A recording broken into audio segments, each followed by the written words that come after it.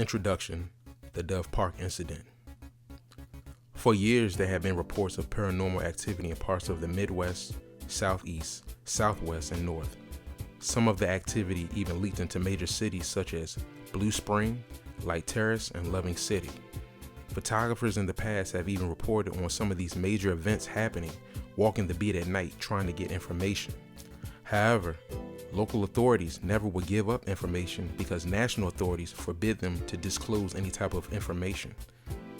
However, I was able to get my hands on some of documentation about a local legend that is 2 hours outside of the city.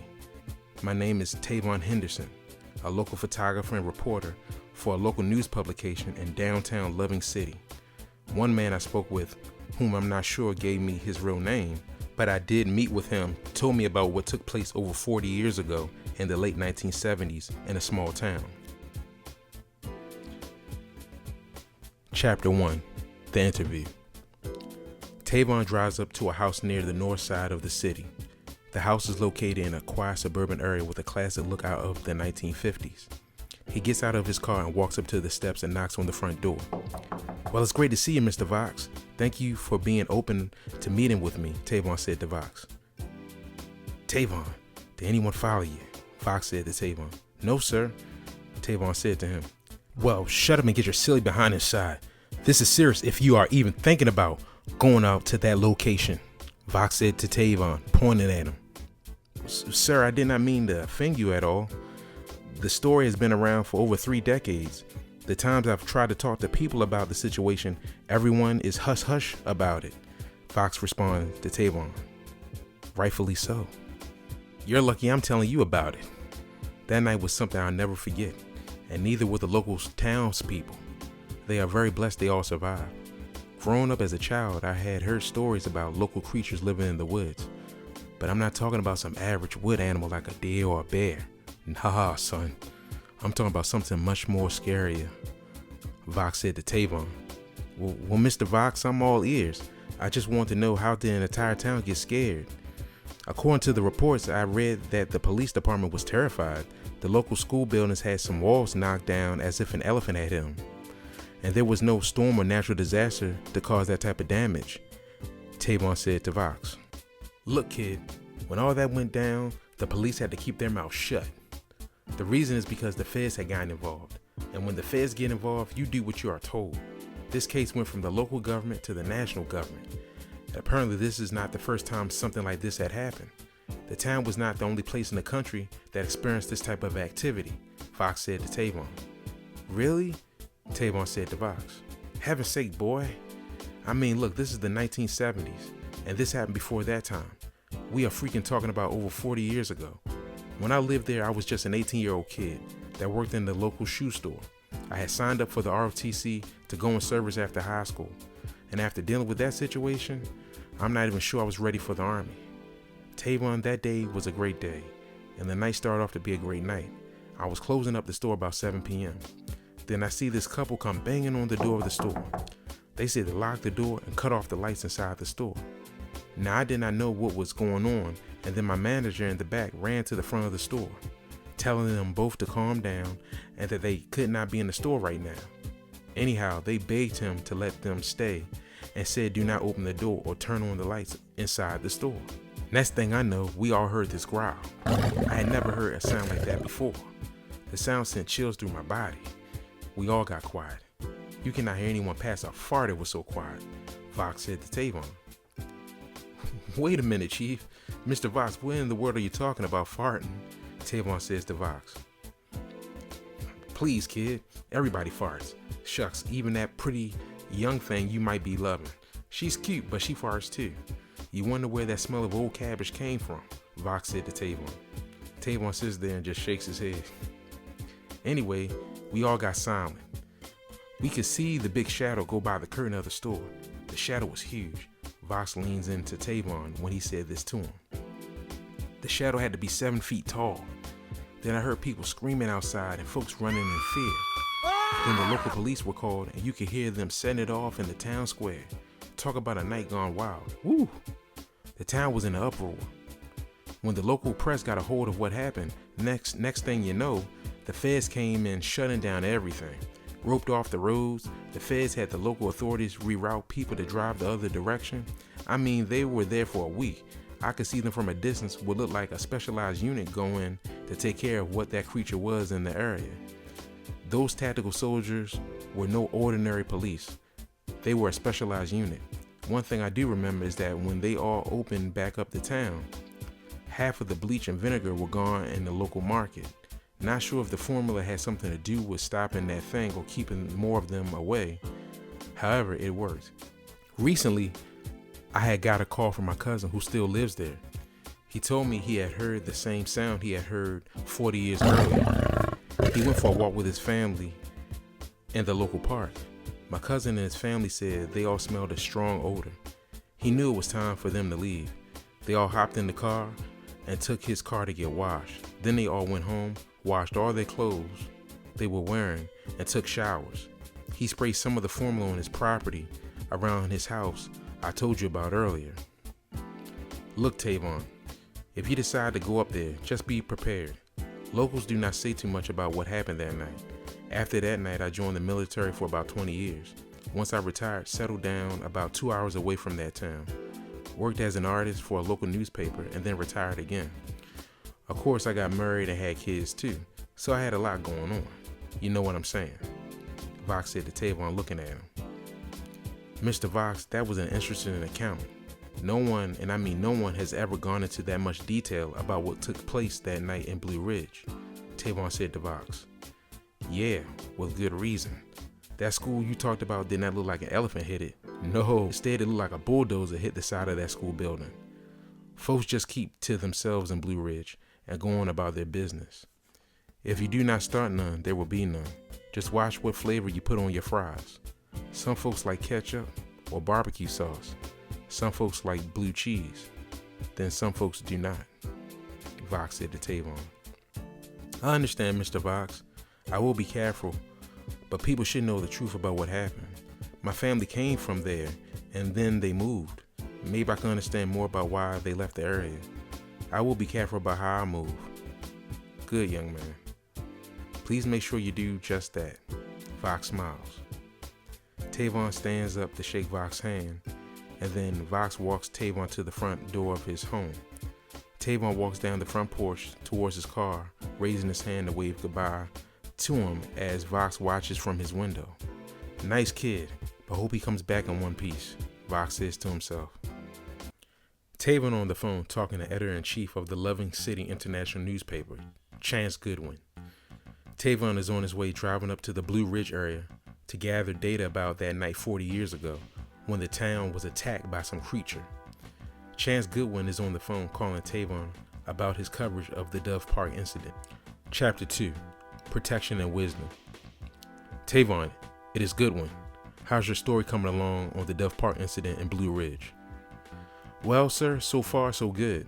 The story Mr. Vox told me was incredible, but also seemed far-fetched in some ways. However, I got the feeling he was not lying. There have been over 100 reports on what happened in the Blue Ridge area over the last 70 years. Before the Blue Ridge incident happened in the 1970s, the town said they had not had a report of anything strange happening for the last 30 years before that happened. Since that time, there have been reports of strange activity off the record still happening in the area.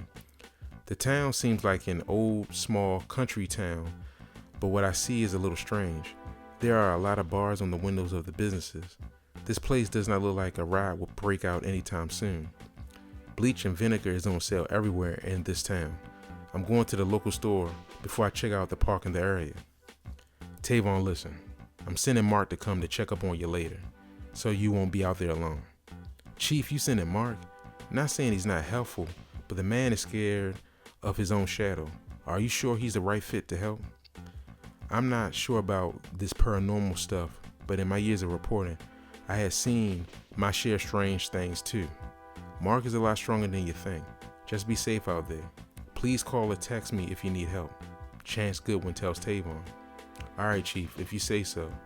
But if he cries, I'm sending him back. Whatever, Tavon. Just call if you need help, Goodwin says to Tavon. Tavon parks the car and walks into the local store. It's an old general store that sells some novelty items along with bleach and vinegar and a spray bottle. Tavon looks around a bit and buys some bleach and vinegar in a spray bottle. He sees a pamphlet on the Blue Ridge creature, picks it up reading some history of what Mr. Vox told him, but some new information as well. The cashier of the store approaches Tavon, a guy who looks to be in his early 50s. "How you doing, young man?" "I'm good, sir. How about you?" Tavon said to him. "I'm doing all right since things got quiet in this town," the cashier said to Tavon. "What do you mean things got quiet?" Tavon said to the cashier. "Young man, I'm not stupid. You think you are the first one to come looking for information on the Dove Park incident? Because honestly, you are not.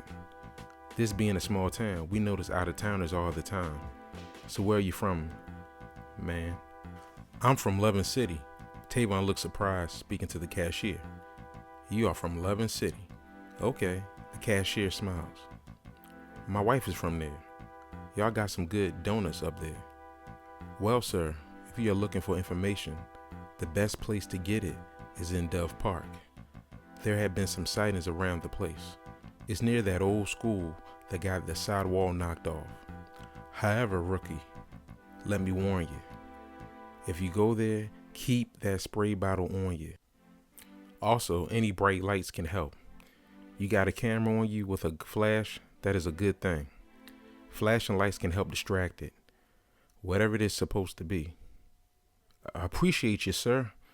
In a very soft voice, moving closer, Tavon asked the cashier, "Have you seen it?" "No, but I saw the aftermath of what took place the following day. See, my family went on vacation out of town. Luckily, God saw we were not there the night Blue Ridge was attacked. I was just a 10-year-old kid at the time. We went on vacation every July to the city. When we came back and saw what happened to the side of the school, I knew for a fact that no weather or industrial machine had done this, besides the 30-inch footprint I had seen in the ground. My dad was the local groundsman at the school before he opened this store. His co-worker filled in for him that week. He said he saw something from a distance that was large running back and forth," the cashier tells Tavon. 30 inches? Good Lord, that's past Shaq's foot," Tavon said to the cashier. "I like Shaq, but he is small in comparison to that footprint in the ground. If you go to Dove Park, be careful. There are some local park rangers in the area, but keep that spray bottle on you. Use it if you have to, but be careful how you release your news article. Most reporters do basic stories on the event, but just keep in mind a federal unit was sent into this town. I mean a special federal unit. Have fun, but be careful, rookie. Before you go, take that stick with you. It has some more formula in it. Do not worry about paying for the stick, it's free. You already paid for the spray bottle," the cashier tells Tavon. "Thanks, sir. I appreciate it very much. You know, I thought the story should be talked about more. I mean, they shut down the town and swept it under the rug like nothing ever happened," Tavon said. "Well, some things the government does is better swept under the rug. Look, you better get going. The sun is going down in about 3 hours." The cashier looks out the window. "You all right? I better get moving. Thanks again. Oh, by the way, what is your name, sir?" Tavon asked. "My name is Israel Solomon," the cashier said to Tavon. "Nice to meet you, Mr. Solomon, and have a great day," Tavon said. "You do the same, and remember what I said," the cashier said to Tavon in a serious tone. Chapter 3. Hiding to Survive. Tavon drives over to Dove Park. It's near the school Vox and Solomon were talking about. A heavily wooded area surrounds the school grounds. You can see local wildlife, some deer, birds, and squirrels. As he walks down the path, he sees some marks on a tree, almost like something scratched or ripped off the bark on the tree. He makes his way up the path, walking past a little storage shed built out of cement and iron. The doors open slightly to the shed. He also noticed a huge footprint in the ground. Tavon pulls out his camera and takes photos. As he continues further, he noticed a little hut made of branches and mud. Tavon smells a strong odor as well and notices how quiet it gets. "Man, it smells horrible. Something has been living in here. I gotta photograph this," he said to himself. "Looks like some hair on a branch. I can't hear a pin drop." Tavon's phone vibrates. Goodwin is on the phone. "Hey, Tavon, did Mark call you yet?" Goodwin asked Tavon. "No, but hang on a sec. He just sent me a text saying he just arrived in town. He pulled in front of the general store where I was at earlier," he said to Goodwin. "Good, glad he is there. What have you found so far?" Goodwin asked Tavon. "Right now, I'm in some sort of nest area, Looks like something has been living here. I'm taking some photos now, Tavon said. For crying out loud, get yourself out of there. You really don't know whose habitat you have invaded. Might be a bear or who knows what. Get yourself out of there, man. Goodwin says, city kids. I'm good, man. Calm down. I'm from the north side of the city, he said. Exactly. You are from the city. The rural areas are a whole other world, kid, Goodwin said. Through the phone, Chance Goodwin hears a loud screech and scream. Tavon, what in the world was that, man? In the far distance, Tavon sees a large shadow slowly moving towards him. Chief, I gotta go. Something huge is coming towards me. I think you were right about the habitat, Tavon said. Tavon, get your behind out of there, man. Tavon! Goodwin has a worried look on his face as Tavon's phone goes silent. Tavon is running at top speed with a large figure moving behind him, rushing past trees and bushes. Tavon is letting nothing stop him. He is trying to get back to his car. The figure is closing in on him about 25 feet away. The sun is starting to go down and it's getting dark. He sees the storage shed in the distance he passed earlier on the trail. He pulls out the spray bottle, quickly sprays the area and hides inside, locking the shed. He hears a loud bang on the outside of the storage shed. Tavon can feel the shed shake furiously. Then he hears a growl for about 10 minutes. Then slowly he hears something walking away. He stays for about 30 minutes in the shed and looks through a peephole to see if it is clear. He sees a light flashing through the peephole. Then he hears two men outside talking. He opens the shed door. He sees Mr. Solomon and Mark outside. Tavon, are you okay, man? I got a call from Goodwin hollering at me, telling me to go find you and bring an army, Mark said. Kid, you saw it, didn't you? I see you used the spray as well, Solomon said to Tavon. Saw what? Mark asked, looking confused. Brother, I ran. I was in the middle of talking to Goodwin on the phone when I saw a huge figure in the distance moving towards me. So I took off after it started screaming. What do you mean, saw what, Mark? You know the story about this town. I know it's true. Thank you both for coming to look for me, Tavon said to both of them. Well, I figured I better come with Mark here to make sure all is well since you both are outsiders. Glad I came, Solomon said to them. In the distance, they all can hear a scream again. Here goes Solomon start spraying the formula. We all better get back to the cars and get out of here. It is not safe, Israel said. Yeah, we better roll, Mark responded to him. They both look, and Tavon is running back down the trail to his car. Israel and Mark are behind him running. Tavon gets back to town and walks into Chance Goodwin's office that night. Tavon, I'm so glad you made it back, man. Had me up here sweating like I was at a Bruno Mars concert, Goodwin said as Tavon just looks into the sky shaking his head. So what in the world happened up there in Blue Ridge? I was talking to you and I heard a scream and you said I had to go, he said. Chief, you were right. I should have not been in that habitat at all, but I had to get some evidence and proof. Son, it is not worth your safety. However, we need stories for this publication. What else happened? Goodwin said to Tavon. Well, once I walked up the trail, I noticed a huge footprint. Plus, I saw a tree with a huge claw marks on it. Besides me running from a large shadow creature chasing me, I was able to hide in the shed until it left me alone. There was definitely something out there. The town has something in it, and it's been there for a long time. Plus, I believe there's more than one. I did manage to get a hair sample off the tree, Tavon said. Really? I have a friend at a lab that might be able to get a reading of its DNA, Tavon said. Get the story written and we'll run it tomorrow, then go home and get some rest. Glad you got out of there, Goodwin said to Tavon. Me too. Thanks, Mr. Goodwin. Tavon walks out of Goodwin's office and sits down at his desk. Tavon journal entry. As I prepare to write this article, I know for a fact there is more in this world than we know. I know for a fact there is a whole other world that we do not often get to see. Today was proof enough for me to know that some things should be left alone when seeking the truth. Yet, people should know what is going on in their own town. Heck, people should know what is going on in their own city. Today I made some new friends, but I also gained some new wisdom. Blue Ridge on the outside is your typical country town. Old general stores, classic restaurants, and has that classic small town atmosphere.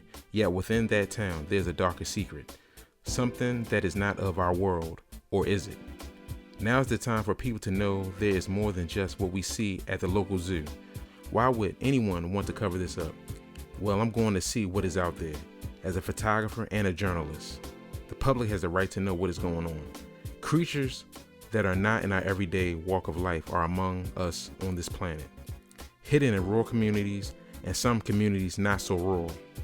Either way, I know it is important to be prepared wherever you go, especially dealing with nature. A town gets tore up over 40 years ago, and no one outside of the local authorities barely say anything about what happened. Over 100 documents referring to what happened that night, yet it is made to seem as if nothing happened. Well, I had a first-hand account, and I could tell you that nature is nothing to be played with. But also, do not go into the woods alone if you can help it. Even fairy tales have some truth to them. Photographer Tavon, the Night Walker.